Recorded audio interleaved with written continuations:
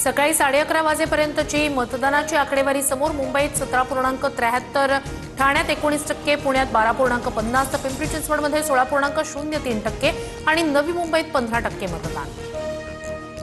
राज ठाकरेंनी सहकुटुंब मतदानाचा अधिकार बजावला, तर पाडू मशीन कोणत्याही राजकीय पक्षाला दाखवलं नाही।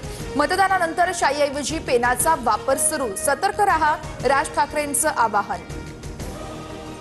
मुख्यमंत्री फडणवीसांचं नागपूरमध्ये सहकुटुंब मतदान, तर याआधी अनेक वेळा मार्कर पेन वापरलाय।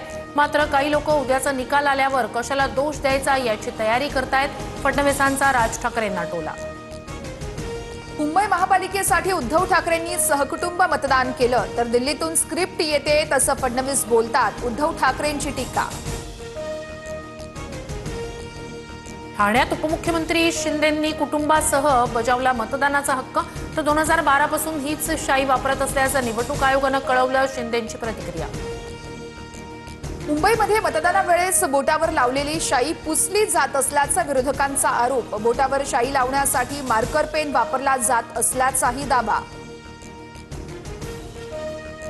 बोटावरील शाई पुसून पुन्हा मतदानास आल्याचं आढळल्यास कायदेशीर कारवाई करणार। राज्य निवडणूक आयोगाचा इशारा, तर शाई त्वचेला लागेल अशी गडद लावा, आयुक्त भूषण गगराणींच्या सूचना। मार्करने लावलेली शाई निघतीये हे सत्य आहे, बोगस मतदानाची शक्यता नाकारता येत नाही। संजय शिरसाट यांच्याकडून शंका व्यक्त, तर पुन्हा मतदानाला गेल्यास मतदार यादी असते, मलिकांचं वक्तव्य। नागपूर भाजपचे उमेदवार भूषण शिंगणे यांच्यावर काँग्रेस उमेदवारानं हल्ला केल्याचा आरोप। मुख्यमंत्री फडणवीसांकडून भूषण शिंगणे यांच्या तब्येतीची विचारपूस।